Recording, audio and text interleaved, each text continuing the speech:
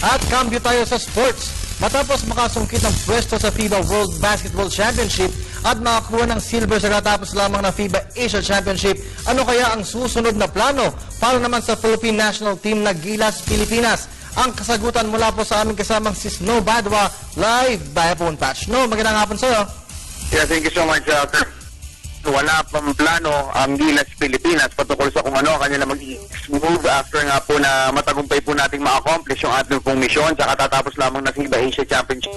At yan nga po ay mag-qualify sa World Basketball Championships. Kirby at mga kaibigan, ito pong World Basketball Championships, ito na po ang kongregasyon ng lahat ng pinakamahuhusay na bansa pagdating po sa larangan ng basketball. At yan po yung mangyayari sa Spain sa susunod na taon. At matapos nga po natin yan, after we finish second, top 3 lang bigyan po ng ticket sa World Basketball Championships. Ito po nakalipas sa FIBA Asia at yan nga po yung nag-champion na Iran, Pilipinas at yun pong South Korea.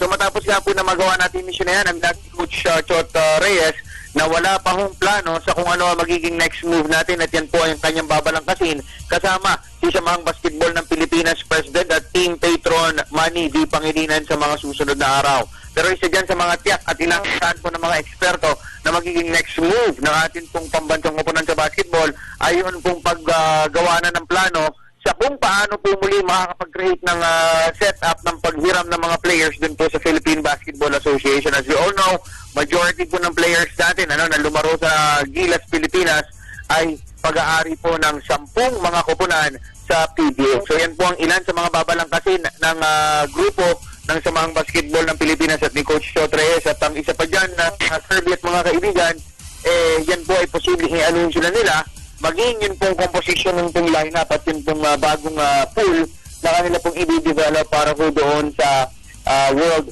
Basketball Championships. So muli po mga kaibigan, proud na proud po ang sambayan ng Pilipino po ng Gilas Pilipinas ay nagpamalas po ng kabayanihan sa nakalipas na FIBA Asia Championships kung saan tayo po ang itinanghal na pangalawa sa pinakamagaling at pinakamahusay na koponan sa ating pong kontinente. Ang World Basketball Championships ay magaganap sa last quarter ng taong 2014. At yun nga, ang isa pong inaasahan dyan ng mga kababayan natin mga Pilipino, bagamat alam naman natin na talagang milya po ang layo ng mga teams dyan sa World Basketball Championships, makabracket man lamang natin sana yun pong Team USA, yun pong 2006 champion na Spain at ang Argentina. Yun po yung talagang mga tinitingala pong koponan at bansa pagdating po sa sport na talagang minamahal ng mga Pilipino. Well, yan lamang muna from my end.